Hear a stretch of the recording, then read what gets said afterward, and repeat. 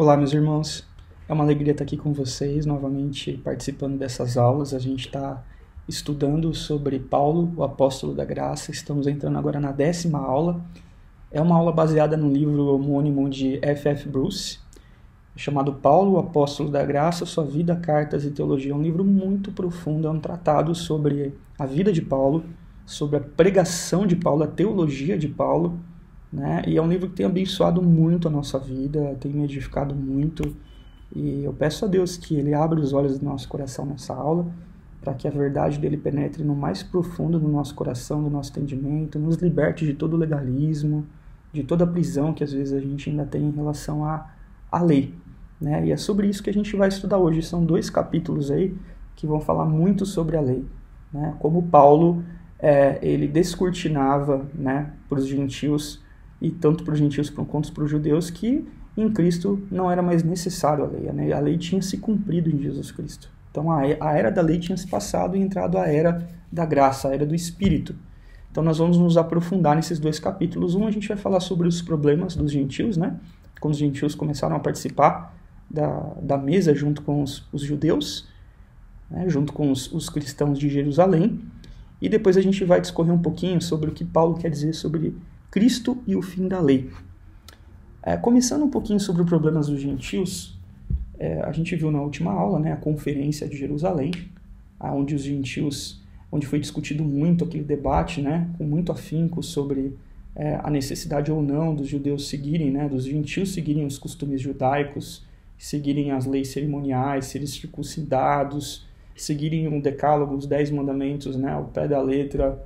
Então, e chegou-se à conclusão, a sábia conclusão, pela graça de Deus, pelo testemunho de Paulo e pela própria condução do Espírito Santo, de que os gentios eles eram livres, que foi praticamente, eles só receberam a ordenança de não comer carnes sacrificadas, né, alimentos sacrificados a ídolos, carne sufocada, e se abster de toda prostituição, de toda impureza sexual. Então essas são as 3 coisas principais, né? E os judeus e os gentios eram livres da lei, né?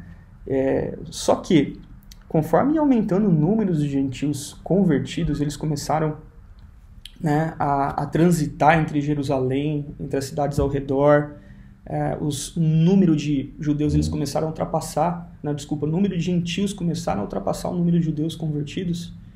Então a gente começa a ter os primeiros problemas ali doutrinários, onde judeus mais ortodoxos começaram a se sentirem ameaçados, porque os gentios quebravam todas as regras cerimoniais, toda a lei cerimonial, eles quebravam muitas regras morais, né? Eles tinham costumes assim pagãos ao redor deles, então eles se sentiam ameaçados por essa doutrina que ia corromper a pureza da lei de Moisés, né? E naquele tempo também começaram as primeiras perseguições contra os recém-convertidos cristãos ali em Jerusalém, né? Onde até Tiago foi morto, Pedro foi preso e foi livre de uma forma miraculosa, de uma forma clandestina da prisão. E com essa perseguição, a boa vontade do povo começou ao pouco se afastar dos recém-convertidos, dos novos convertidos cristãos, né? Eles começaram a se sentir ameaçados por esse cristão. Então, ser cristão naquela época já começava a se traduzir em perseguição, né? E a gente sabe que a perseguição ela existiu principalmente pela ofensa do evangelho, né? A liberdade que Paulo pregava do evangelho era um escândalo para os judeus, né? De você não precisar mais seguir as leis cerimoniais. E é isso que a gente vai se aprofundar hoje, quando a gente falar que o fim da lei, né? Cristo é o fim da lei. É isso que a gente vai se aprofundar. Então, começou, né, uma discussão ali entre os líderes judeus, especialmente os que se consideravam cristãos, né, os que eram próximos aos fariseus. Eles começaram a discutir entre si que existia uma forma simples de resolver esse problema. Ou seja, uma vez que um judeu, né, que um gentio se convertia ao cristianismo, ele seria imposto para eles os mesmos costumes judaicos, ou seja, a circuncisão, as leis cerimoniais, talvez até as leis civis. Então, a ideia era criar prosélitos, né, cristãos, e a gente não sabe até que ponto os próprios apóstolos tinham conhecimento disso ali dentro, né, compactuavam com isso. Eu creio que não, porque a Conferência de Jerusalém deixou muito bem claro, né, que os gentios, a única coisa que eles tinham que evitar, né, era comer carne sacrificada a ídolos, era a impureza sexual e carne sufocada. O resto, eles eram livres, né, livres de toda a tradição, de toda a lei, livres de todas as regras cerimoniais. Isso era um escândalo para os judeus.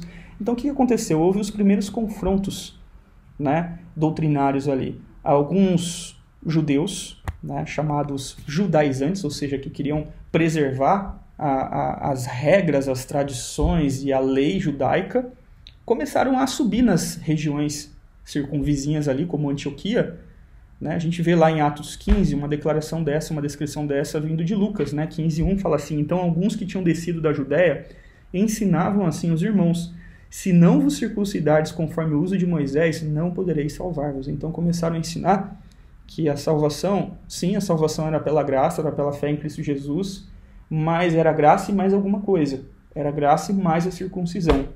É próximo, um pouquinho próximo do que a gente vê hoje em algumas comunidades, né? Onde a gente vê que é a graça, né? É a graça de Cristo que salva, mas você tem que cumprir determinada regra. Você tem que se batizar, né? Se você não se batizar, você não é salvo. É a graça mais os dogmas. É a graça, né, mais os ritos. Então eu tenho que cumprir uma série de coisas, né, cerimoniais para que eu possa ser salvo, alcançar a minha salvação. Esse era o grande perigo, né? São desses irmãos que Paulo provavelmente fala lá em Gálatas 2:4, né? Por causa dos falsos irmãos que se intrometeram e secretamente espreitam espiar a nossa liberdade que temos em Cristo Jesus para nos porem em servidão. Isto por causa dos falsos irmãos que se intrometem e secretamente entraram a espiar a nossa liberdade que temos em Cristo para nos porem em servidão. Parece se encaixar com outro incidente que Paulo conta em Antioquia também, né? Muito próximo. É um incidente com o principal apóstolo ali, né, que Jesus comissionou, que é Pedro. Chegando Pedro a Antioquia, Paulo fala ele resistir na cara, porque era repreensível. Porque antes que alguns tivessem chegado à parte de Tiago, ele comia com os gentios. Mas depois que chegaram, ele foi se retirando e se apartou deles, temendo os que eram da circuncisão. E outros judeus também dissimulavam com ele, de maneira que até Barnabé se deixou levar por essa dissimulação. Mas quando eu vi que eles não andavam bem e diretamente conforme a verdade do Evangelho, disse Pedro na presença de todos, disse a Pedro na presença de todos: se tu, sendo judeu, vive como os gentios e não como judeu, por que obriga os gentios a viverem como judeus? Está lá em Gálatas 2, de 11 a 14, né? Então a gente sabe que Pedro ele não era um judaizante. Pedro tinha uma visão correta do Evangelho, né? Ele teve essa visão muito clara e ampliada pelo Espírito Santo quando ele estava em Jope, quando ele teve aquela visão daqueles alimentos impuros que 3 vezes ele rejeitou, né? Até que Deus deixou bem claro para ele, o Espírito Santo deixou bem claro para ele que a nenhum homem chama comum ou imundo, né? Aquilo que Deus tornou santo não chame o homem imundo. Então ele foi chamado, né, para ir a Cesareia, e lá em Cesareia ele foi chamado a sentar na mesa com Cornélio, e lá ele expôs o Evangelho, e Cornélio foi batizado pelo Espírito Santo. Então ali Pedro teve uma visão clara do chamado dos gentios, né, de que agora os gentios pertenciam ao mesmo rebanho de Cristo Jesus, a um único rebanho, né, judeus e gentios, não tinha mais essa barreira de separação, esse muro de separação. Então, após essa experiência, Pedro ele continuou comendo nas mesas com os gentios, né? E aí a gente pergunta, mas por que Pedro mudou de atitude então, né? Qual que foi essa atitude que soa um pouco hipócrita, né? Dissimulada de Pedro, de ter deixado os gentios de lado para comer na mesa dos judaizantes e desprezar os gentios? Então, a gente tem algumas hipóteses aqui que o autor levanta, que eu acho bem interessante, que é a mensagem do seu relacionamento livre e fácil com os gentios, ela começou a chegar para os ouvidos dos judeus mais radicais, mais, né, fundamentalistas em Jerusalém. Então Pedro começou praticamente a ser perseguido por esses judeus, a ser colocado em xeque, né, por estar absolvendo muitos costumes gentios, permitindo com que os gentios entrassem na igreja, entre aspas, contaminassem os costumes judaicos, né? Outra hipótese aqui é que Pedro estava se esforçando, assim como Paulo, para ser um com todos. Então a gente sabe que foi muito difícil para a igreja de Jerusalém entender, né, e aceitar que os gentios não eram obrigados a seguir os costumes e os hábitos dos judeus, e principalmente a lei, as questões cerimoniais de alimentação, a dieta e até os direitos civis. Então isso era uma ruptura muito forte para eles.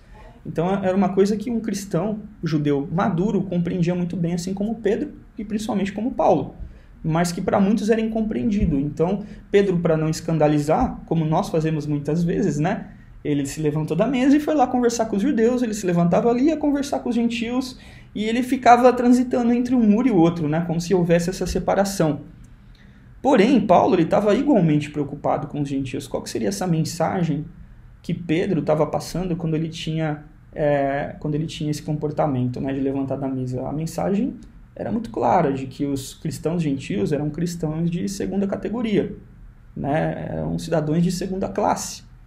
Ou seja, se eu sou um cidadão de segunda classe, eu quero me tornar um cidadão de primeira. Para me tornar um cidadão de primeira, o que eu preciso fazer? Me circuncidar. Eu preciso seguir os rituais judeus, né? Eu preciso seguir os costumes dos judeus de Jerusalém para que eu seja um verdadeiro filho de Deus, um verdadeiro membro desse rebanho, né? E parece nesse momento, então, que era praticamente a conferência de Jerusalém tinha sido anulada, ela tinha sido colocada em xeque. E a verdade do evangelho nas entrelinhas, ela estava sendo comprometida. Porque Paulo deixa muito claro lá em Gálatas 3:28 o pensamento dele, que ele tinha a respeito disso. Ele fala assim: não há judeu nem grego, não há servo nem livre, não há macho nem fêmea, porque todos vós sois um em Cristo Jesus. Então, o muro de separação havia sido derrubado, né? Esse muro de separação entre judeus e gentios. Agora eles eram um único rebanho pertencente a Cristo. Jesus falou, né? Falou assim: eu tenho outras ovelhas que pertencem a outro rebanho, então eu vou convidar elas e vai haver só um rebanho, um único pastor. Ele estava falando dos gentios e dos judeus, né?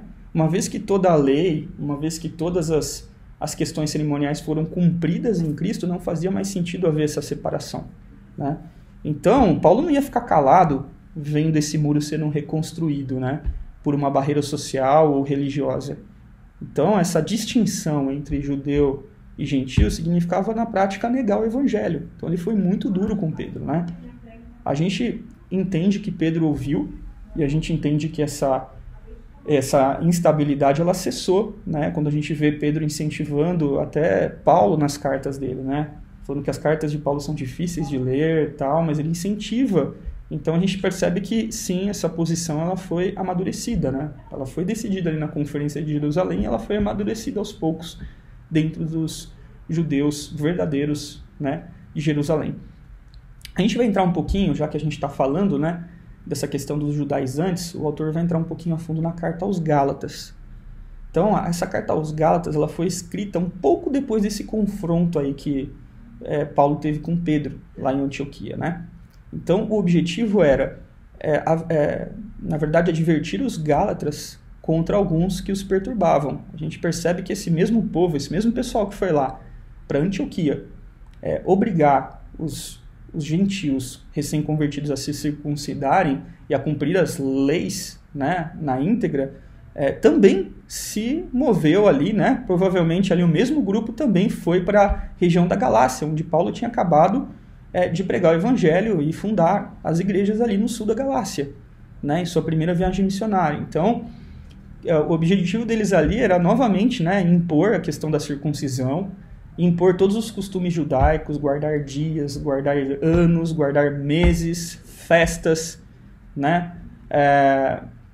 A gente percebe também que eles tentaram minar a autoridade de Paulo ali. Uma das formas era minar a autoridade de Paulo. Eles falavam algo do tipo assim: Paulo não tem autoridade própria, ele não tem nenhum evangelho além do que ele recebeu em Jerusalém, ele não lhes deu o evangelho completo de Jerusalém. Os crentes de lá reverenciam a lei de Moisés, eles são circuncidados, vocês, porém, eram incircunciosos quando creram no evangelho. Se quiserem ficar no mesmo patamar, no mesmo nível dos crentes de Jerusalém e ser membros de verdade do povo de Deus, vocês têm que circuncidar-se e obedecer à lei de Moisés. Até aqui, meus irmãos, vocês foram muito bem. Agora sigam o evangelho completo e se submetam agora à nossa liderança. Então esse era na verdade, né, o resumo da mensagem que eles foram enviar ali para o povo de Gálatas, para os Gálatas. E realmente os Gálatas começaram a ceder. E os Gálatas não perceberam que eles estavam começando a dar um passo atrás no caminho e na graça em Cristo Jesus, né? Então Paulo se opunha completamente à ideia de que a circuncisão tinha algum mérito diante de Deus, da mesma forma que seguir a dieta judaica. Paulo fala muito claro isso lá em Gálatas 2, no versículo 21, ele fala assim, se a justiça é mediante a lei, segue-se então que Cristo morreu em vão. Né? Se a justificação vem pela lei, então teria que guardar toda a lei. A lei pronunciava uma maldição explícita para quem não guardava toda a lei. Paulo é claro sobre isso, né? Então, o Evangelho justamente mostra como homens e mulheres podem ser redimidos da maldição da lei pela fé em Cristo, que por meio da sua morte recebeu a maldição em si mesmo. Então, os Gálatas eles não percebiam que eles estavam indo na contramão daquilo que Paulo tinha pregado, dando um passo atrás. Aquilo que Paulo fala até de uma forma bem agressiva, né? Caindo da graça. O começo dos Gálatas foi acompanhado por manifestação da presença, do poder do Espírito Santo. E agora eles estavam buscando a perfeição cristã baseado num modelo ultrapassado, baseado no esforço da carne, baseado no esforço de tentar se obedecer o decálogo, as leis morais de Deus, as leis cerimoniais para ser aceito por Deus, né? Negando completamente o sacrifício de Cristo no lugar deles, para que eles fossem aceitos por Deus. Paulo fala lá em Gálatas 4:9, mas agora que conheceis a Deus, ou antes, sendo conhecidos por Deus, como vocês estão voltando outra vez aos rudimentos fracos e pobres, aos quais de novo quereis escravizar-vos? Foi para a liberdade que Cristo vos libertou, pois sejam firmes e não vos submeteis de novo a jugo de escravidão. Eu, Paulo, vos digo, se vocês se deixarem circuncidar, Cristo de nada vos aproveitará. De novo, testifico a todo homem que se deixa circuncidar que ele está obrigado a guardar toda a lei. De Cristo vocês se desligaram. Vós que procurais justificar-vos na lei, da graça decaíste. Esse era um sentido maior, né? Então, se eles estavam começando a guardar algumas partes da lei, isso não fazia sentido nenhum. Porque ou eles estavam debaixo do jugo da lei ou debaixo da graça de Cristo. Se eles fossem guardar alguma coisa da lei para receber mérito diante de Deus, eles tinham que guardar a lei completa. Todas as leis cerimoniais, todas as leis civis e toda a lei moral. Não fazia sentido nenhum, né? Então, eles estavam, digamos assim, trocar a liberdade cristã pela escravidão da lei, esse era o grande perigo que as igrejas da Galácia concorriam. Esse era o maior perigo que Paulo estava combatendo, né? Então, a gente vai mergulhar um pouquinho agora nessa discussão, a gente vai entrar um pouquinho em Gálatas, a gente vai entrar um pouquinho em Romanos, justamente para entender o que realmente era a lei, o que era impossível a lei, né? Então, qual que foi a primeira experiência de Paulo com a lei? Quando ele estava na estrada de Damasco, a gente já viu nas aulas anteriores aí sobre a conversão tremenda, maravilhosa, né? Impactante de Paulo ali na estrada de Damasco. Ali naquela conversão contém toda a sua mensagem apostólica, mas naquele momento não foi imediatamente compreendido todos os detalhes do evangelho por Paulo, né? Paulo ele foi aprendendo ao longo do caminho, a gente viu que ele passou vários períodos, né, aprendendo, vários períodos pregando, até que ele tivesse uma consciência mais madura do que realmente era a mensagem do evangelho.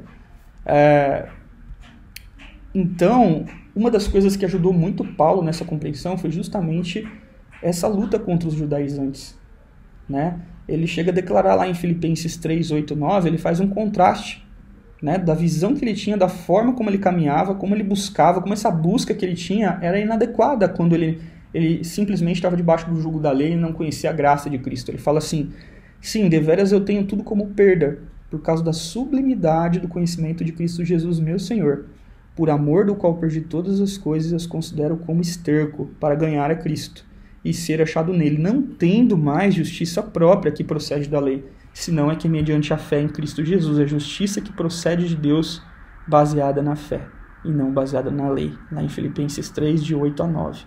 Né? Esse contraste, então, mostra que a condição e a busca anterior de Paulo era uma condição inadequada. Né? Lá em Filipenses 3, de 4 a 6, Paulo volta de novo a fazer esse contraste. Né? Ele fala assim, bem que eu poderia confiar também na carne. Se qualquer outro pensa que pode confiar na carne, eu ainda mais. Eu fui circuncidado ao 8º dia, da linhagem de Israel, da tribo de Benjamim, hebreus de hebreus, quanto à lei fariseu, quanto ao zelo perseguidor da igreja, quanto à justiça que é na lei, eu era irrepreensível. Irrepreensível. Paulo realmente, de uma maneira externa, ele era irrepreensível, ele levava a lei a sério. Né? Ele era um fariseu, como a gente já estudou anteriormente em nossas aulas. E o que é a lei em si? Né? Quando a gente fala da lei, o que é essa lei de Deus? Né? A gente está acostumado a ver os 10 mandamentos. Sim, mas qual que é a essência da lei? O que a lei mostra? A lei ela mostra o que é a vontade de Deus. A lei mostra qual é o caráter de Deus. O que agrada a Deus. Né? O que Deus esperava do ser humano para ter um relacionamento com ele. Né? Então era um privilégio para os judeus terem recebido essa lei, diferente dos gentios. Né? É um privilégio que até Paulo descreve lá em Romanos 2, 17 a 20. Ele fala assim, quando ele começa, antes dele cutucar a fundo ali os judeus, ele fala: se porém tu, que tens sobrenome judeus, e repousas e descansas na lei, e te glorias em Deus, que conheces a tua vontade, aprovas as coisas excelentes, sendo instruído na lei, que está persuadido de que és guia dos cegos, luz dos que se encontram em trevas, instrutor de ignorantes, mestre de crianças, tendo na lei a forma de sabedoria e da verdade. Então, aqui ele faz um recorte de como o judeu se enxergava, de como até ele, Paulo, se enxergava debaixo da lei. Né? Como um sobrenome judeu, né? Confio na lei, eu descanso debaixo da aliança da lei. Né? Eu me glorio em Deus, em conhecer sua vontade, as coisas excelentes. Sou guia de cego, né? Instrutor de ignorante, mestre de criança. Né? E agora, Paulo não se firmava mais na lei. Paulo não vangloriava mais o seu relacionamento com Deus por ter nascido judeu e ter sido justificado diante de Deus pela obediência da lei. Ele encontrou um novo caminho, baseado na fé em Cristo Jesus.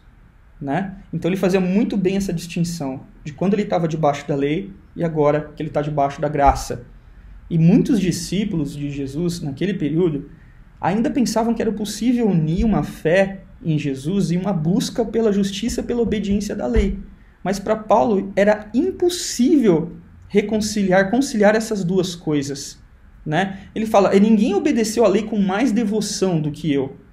Né? Por causa da lei, obedecendo a lei, Paulo cometeu o maior dos pecados. Ele perseguiu e matou cristãos pelo zelo da lei, cumprindo a lei, achando que ele estava agradando a Deus. Ele teve uma obediência extrema à lei que o levou a pecar. Ele não tinha dúvidas de que ele estava agradando a Deus. Né? Ele só, na verdade, essa consciência da graça só entrou no coração dele ali no caminho de Damasco, quando ele conheceu que Jesus era o Messias, que ele era o Cristo, que ele estava totalmente errado. E ele teve uma desilusão muito grande com a lei ali naquele encontro em Damasco. Né? Ele fala assim em Gálatas 2, 19 a 21, porque eu, mediante a própria lei, eu morri para a lei, a fim de viver para Deus. Eu estou crucificado em Cristo, logo já não sou eu que vivo mais, mas Cristo vive em mim. Esse viver que agora eu tenho na carne, eu vivo pela fé no Filho de Deus, que me amou a si mesmo e se entregou por mim. Eu não anulo a graça de Deus, pois se a justiça é mediante a lei, segue-se que Cristo morreu em vão.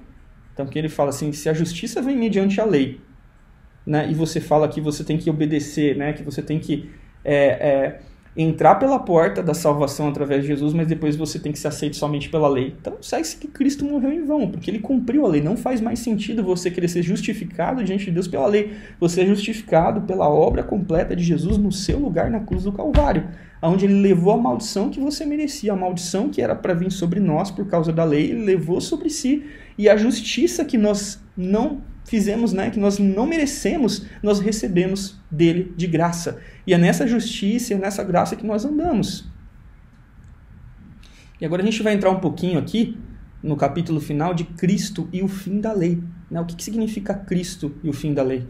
Esse versículo está ali exposto em Romanos 10, 4, onde Paulo fala assim, porque o fim da lei é Cristo, para a justiça de todo aquele que nele crê. Então, o que significa esse fim da lei? Né? Traduzindo essa palavra do grego, fim significa telos, alvo, meta, finalidade, ou seja, o alvo da lei, né, era apontar para Cristo. A meta da lei era a chegada de Cristo. A finalidade da lei era o cumprimento em Cristo Jesus.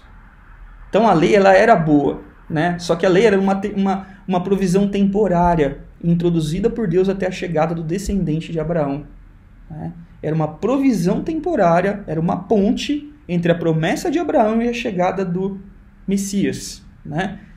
E ali em Gálatas 3, de 13 a 14, Paulo falou assim, Cristo nos resgatou da maldição da lei, fazendo-se ele mesmo maldição em nosso lugar, porque está escrito lá na lei, maldito todo aquele que for pendurado no madeiro, para que a bênção de Abraão, prometida a Abraão lá atrás, que através do seu descendente todas as nações seriam abençoadas, chegasse aos gentios, chegasse até a gente em Cristo Jesus, a fim de que recebemos não pela obediência da lei, mas pela fé, o Espírito Santo prometido. Né? Lá em Gálatas 3, 23 a 24, Paulo também continua falando, mas antes que viesse a fé, nós estávamos sob a tutela da lei. Ou seja, né, o que é um tutor? É aquele que cuida. Nós estávamos sobre o cuidado da lei, olhando para a lei de Deus, né? Andando pela lei de Deus, e nela encerrados para que essa fé que do futuro haveria de revelar-se, de maneira que a lei ela serviu como aio para nos conduzir a Cristo, apontou para Cristo a fim de que fôssemos justificados por ele, lá em Gálatas 3, 23 e 24. Então a vinda de Cristo significou que o período de validade dessa lei, esse período provisório da lei, ele tinha encerrado. Ele não fazia mais sentido continuar porque essa lei apontava para Cristo, ela culminava em Cristo, né? Então a lei não tem mais o seu lugar para aproximar o homem de Deus. A gente se aproxima agora por quê? Pelo novo e vivo caminho. Jesus falou assim, eu sou o caminho e a vida. Ninguém vem ao Pai a não ser por mim. Porque ele entrou diante da presença de Deus, né? Nos santos dos santos, com seu sangue, ofereceu em nosso lugar. Foi derramado em nosso lugar para que a gente pudesse ser justificado gratuitamente, não pelas obras da lei, mas pela fé na obra redentora de Cristo Jesus. E lá em Romanos 6,14, Paulo fala, porque o pecado não terá mais domínio sobre vós, porque não estáis debaixo da lei, e sim da graça. O que significa isso? Né? Debaixo da lei é estar sobre o domínio do pecado. Debaixo da graça é estar liberto da lei e do domínio do pecado. Então, quando Deus deu a lei para o homem, ali no Monte Sinai, através de Moisés, ele colocou para o homem, ele elucidou o homem qual que era a boa, perfeita e vontade e agradável vontade de Deus para a humanidade. Qual que era o caráter que Deus esperava do ser humano para se relacionar com ele. Porém, né, a gente viu que todos os judeus ali, né, todo o povo de Israel falou para Deus, nós vamos obedecer e andar na sua lei. Porém, Deus deixou a lei deles, mas Deus não deu a capacidade de cumprir essa lei. O ser humano estava caído ali ainda. Né? A queda corrompeu toda a capacidade do homem de fazer o bem. Então o homem consciente que a lei é boa, a gente olha para a lei, a gente vê que ela é boa, mas a gente, pelas nossas forças, nós somos incapazes de cumprir essa lei.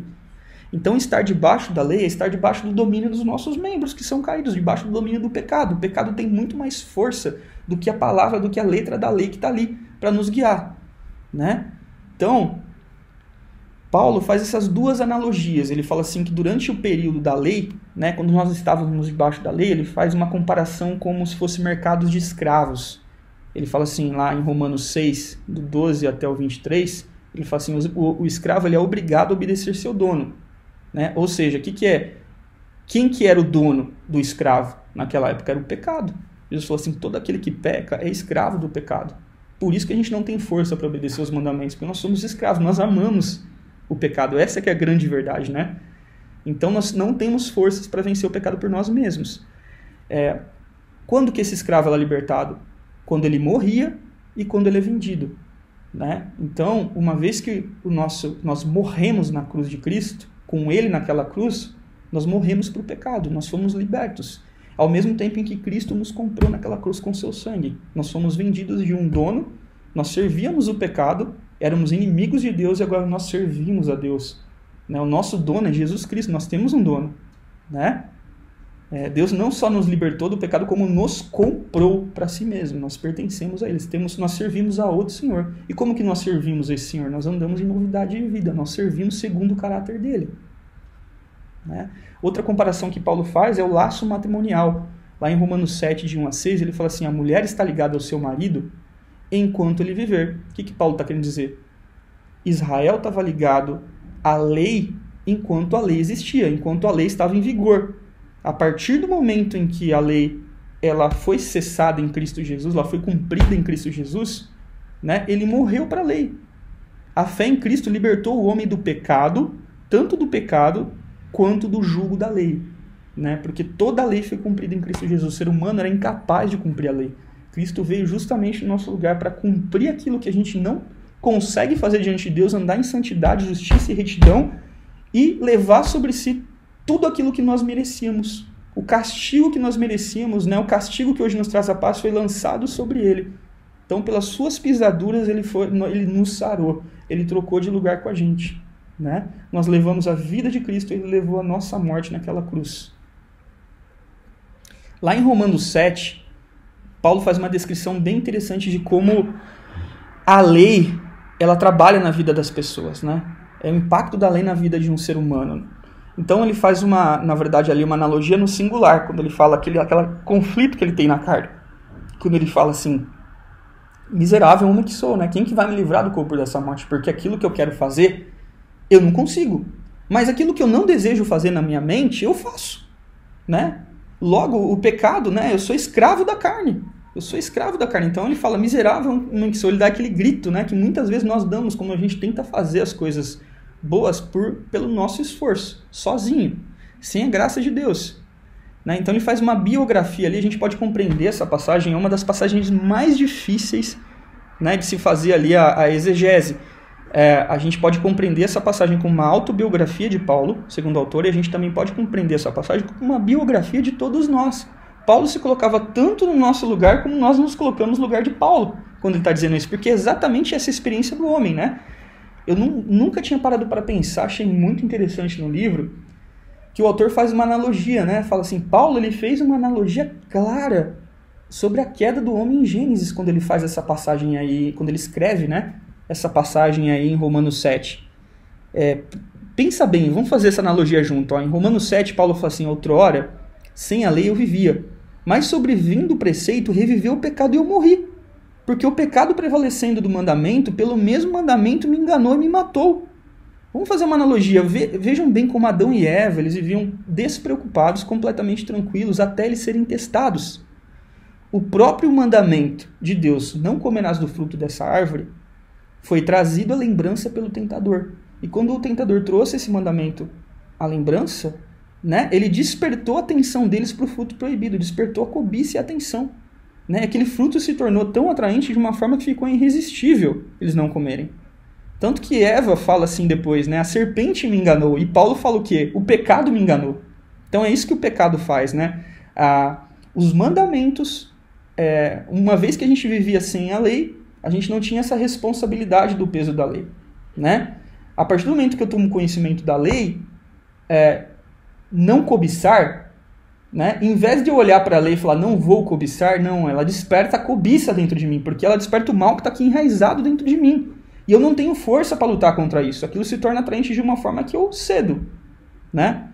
E foi exatamente, né, por causa da cobiça que Eva, né, que a humanidade, na verdade, caiu ali. Tá? Então eles morreram ao comer o fruto. Né?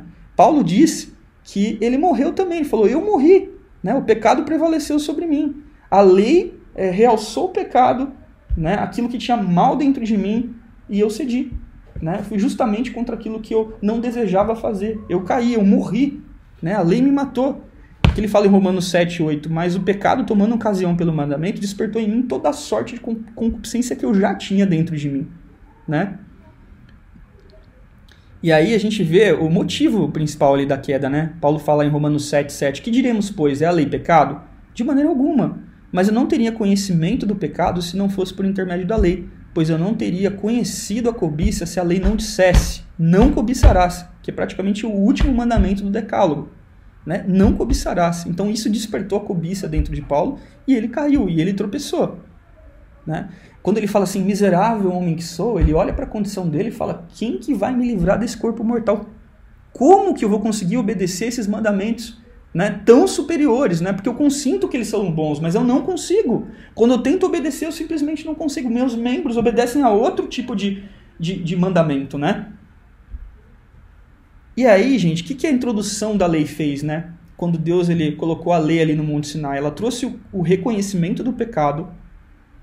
Ao mesmo tempo, esse reconhecimento do pecado, ele trouxe um estímulo ao pecado, porque eu reconheço agora qual que é a vontade de Deus, né? E assim como uma criança, quando vê uma vasilha ou uma gaveta, não abra, a gente vai lá e toca e a gente abre. Isso desperta a cobiça na gente, a gente vai lá e abre, né? A lei também traz a responsabilidade pelo pecado. Ela só mostra a vontade de Deus, ela fala que você é responsável por agir de forma má, né? E também a pena que essa responsabilidade traz, né? A pena de morte que incide sobre o pecado, aquilo que foi falado para o homem no jardim. Se comeres essa árvore, certamente você vai morrer. E o pecado, o que ele nos faz? Nos desliga de Deus. A nossa morte simplesmente é romper o relacionamento com Deus, a comunhão com Deus, como uma folha que é arrancada de um galho, Por um tempo essa folha fica viva, mas ela vai secando aos poucos e vai morrendo. Assim a gente é afastado de Deus. A nossa imagem e semelhança do caráter de Deus é corrompida e o nosso corpo também é corrompido, nós morremos, né? Então, a lei ela foi mostrada para o ser humano entender que ele precisa da graça de Deus, ele não consegue cumprir a lei sozinho. Toda a pregação que a gente ouve, né, para a gente cumprir a lei, para a gente se afastar da prostituição, né, se afastar da concupiscência, se afastar da cobiça, da mentira, tudo aquilo que é mal, de toda perfeição, mas que ela não vem acompanhada de poder de Deus para que eu faça isso, é só pregação de moralidade, é um falso moralismo, né, uma pregação legalista. Como que é a libertação da lei que Paulo fala? Ok, agora, miserável homem que sou, quem vai me ajudar a me livrar desse corpo da morte? Né? E aí ele conclui de uma maneira maravilhosa num dos versículos, numa das passagens mais emblemáticas, é o cume do Everest da Bíblia, né? Lá em Romanos 8, conforme outro dia o pastor Silas mencionou, né? Romanos 8, de 1 a 4, que ele fala assim, agora, pois, já nenhuma condenação há para os que estão em Cristo Jesus, porque a lei do Espírito de vida em Cristo Jesus te livrou da lei do pecado e da morte. Portanto, que fora impossível a lei no que estava enferma pela carne, isso fez Deus enviando seu próprio Filho em semelhança de carne pecaminosa, no tocante ao pecado, e com efeito condenou Deus na sua carne o pecado, a fim de que o preceito da lei se cumprisse em nós, que não andamos segundo a carne, mas segundo o Espírito. Então o grito de vitória de Paulo, né, que lhe fugia quando ele tentava lutar com suas próprias forças contra o pecado, foi alcançado quando ele passou a depender de quem? Da ajuda do Espírito Santo, para vencer as suas próprias fraquezas. Então aqui é o grito de liberdade de Paulo, né? Nenhuma condenação há para os que estão em Cristo Jesus, ou seja, a lei não tem mais efeito nenhum condenatório, porque a condenação já foi paga por Cristo Jesus na cruz, ou seja, nada pode te separar mais do amor de Deus que está em Cristo Jesus, nem a morte, nem a fome, nem a espada, nem a nudez, né? Porque a lei do Espírito de vida em Cristo Jesus que foi colocado no nosso coração nos livrou da lei do pecado e da morte dos nossos membros, né? Então a lei ela pertence a uma era passada, uma era de incapacidade, uma era de fragilidade onde o ser humano não conseguia obedecer aos mandamentos morais de Deus. Então, como que nós conseguimos obedecer? Pela graça de Deus, pela ajuda do Espírito Santo, né? É o Espírito Santo que nos confere força interior e poder. Esse é o principal poder que a gente tem que clamar e orar para receber de Deus, o poder para vencer as nossas fraquezas, os nossos pecados, né? O Espírito Santo é um adiantamento da nova era, em que o ser humano é liberto da escravidão, ele pode fazer de coração, né, a vontade de Deus e produzir aquilo que a gente chama de fruto do Espírito. Então o Espírito Santo é uma primícia, aquilo que Deus dá para nós provarmos já nessa terra um pouquinho do paraíso, né? E ele nos libertar dessa escravidão da lei, né? Ou seja, eu não faço mais as coisas porque a lei pede, por causa de medo da punição, eu faço as coisas agora de coração. O Espírito Santo derramou o amor de Deus no nosso coração e despertou em nós aquele desejo que a gente nunca teria sem a graça de Deus, sem a bondade dele, que é de fazer e cumprir a vontade dele, andar segundo a vontade dele, ou seja, produzir aquilo que Paulo vai falar em Gálatas lá no capítulo 5, chamado de fruto do Espírito. Bondade, mansidão, domínio próprio, né, benignidade. Então, nenhuma dessas coisas a gente consegue produzir por vontade própria. A carne não produz essas coisas. Ele vai fazer um contraste depois dos frutos do Espírito e os frutos produzidos pela carne, né? E isso tudo Deus prometeu lá nos profetas no passado, em Jeremias. Tem uma promessa maravilhosa lá em Jeremias 31, né, de 31 a 34. Eu vou ler rapidinho aqui, porque é um deleite, refresca a nossa memória de que o cumprimento da lei seria em Cristo Jesus. Nós seríamos libertos. A lei não estaria mais no nosso, tão somente escrita num papel, ela estaria escrita dentro do nosso coração. Ele fala assim, eis que vem dias, diz o Senhor, que firmaria uma nova aliança com a casa de Israel e com a casa de Judá. Não conforme a aliança que eu fiz com seus pais no dia que eu os tomei pela mão e tirei eles do Egito. Porque eles anularam a minha aliança, ou seja, eles falaram que ia cumprir tudo, né? Nós cumpriremos todas as promessas, mas eles não cumpriram, eles pecaram em tudo, eles anularam a aliança de Deus. Não obstante eu os haver desposado, diz o Senhor, porque esta é a aliança que firmarei com a casa de Israel. Depois daqueles dias, diz o Senhor, na mente lhes imprimirei as minhas leis, também no coração lhes inscreverei. Eu serei o seu Deus e eles serão o meu povo. Ou seja, o que é isso? É o novo nascimento, que a gente vê lá em João 3, quando Jesus tem aquela conversa com Nicodemos. Aquele que não nascer, se você não nascer de novo, você não vai entrar no reino de Deus. Ou seja, se o Espírito Santo não habitar dentro do seu interior, não te transformar, não trocar o seu coração de pedra por um coração de carne, não escrever a lei de Deus dentro do seu coração, você ainda vai andar debaixo da velha aliança, debaixo de morte, porque a sua vontade, a sua volição não produz vida, a gente não consegue. O morto não consegue viver. É o Espírito Santo que nos dá vida, nos vivifica, coloca o temor de Deus no nosso coração, a vontade de obedecer a Deus e a alegria da salvação. Então a gente não obedece mais por medo, por castigo e por pena. A gente obedece por amor. A gente entende que Deus é um Pai Celeste que nos ama desde a eternidade. A nossa identidade, o nosso caráter passa a estar construída e firmada nele. Fazer a vontade dele passa a ser um deleite. A gente tem um caráter transformado e parecido com Jesus, parecido com aquilo que Jesus fala. A minha comida e a minha bebida é fazer a vontade do meu Pai. Essa passa a ser a nossa comida e a nossa bebida. Isso passa a ser natural, não é um esforço que nós produzimos, né? Por isso que Paulo fala, não cansemos de fazer, não tem como, é algo que vem de Deus, que infla o nosso coração, inflama o nosso coração para obedecer e amar o nosso Deus, né? Então esse código externo agora ele passa a ser um princípio interior dentro de nós. O coração de pedra agora passa a ser um coração de carne, que essa é outra promessa que ele faz também, né? Se eu não me engano, lá em Ezequiel também, trocarei o coração de carne de vocês trocarei o coração de pedra de vocês por um coração de carne. Então agora a gente tem uma lei baseada no quê? Qual que é esse princípio que nos faz temer a Deus e amar a Deus? Qual que é o princípio maior que João fala? Que Deus é amor. Então agora a lei ela é baseada no amor e não na pena e não no medo. Por isso que o verdadeiro amor lança fora todo medo. Né? Ela não é baseada mais na culpa, no medo, ela é baseada no amor. E só é possível cumprir essa lei quando o amor de Deus é derramado em nosso coração pelo Espírito Santo que nos foi otorgado, como Paulo lá fala em Romanos 5:5. Então o amor é gerado por uma espontaneidade interior, ele não pode ser forçado por sanções penais. Fazer a vontade de Deus não é uma questão de conformidade mais com regras exteriores, mas é de dar expressão ao amor interior gerado pelo Espírito Santo. Aí a gente entende finalmente o que quer dizer aquele versículo, né? Que tanto confunde nós cristãos hoje em dia, que a letra mata, mas o Espírito vivifica, lá em 2 Coríntios 3:6. O que significa isso? O código escrito, né? Que declara a vontade de Deus, o código que foi escrito, a lei que foi escrita, que declara a vontade de Deus sem dar capacidade para fazê-la e pronunciar essa sentença de morte sobre os que transgridem. Ou seja, o código escrito, ele mata. Por quê? Porque ele é incapaz de fazer com que eu obedeça a ele. Ele só declara condenação sobre mim, porque eu não consigo obedecer às leis morais.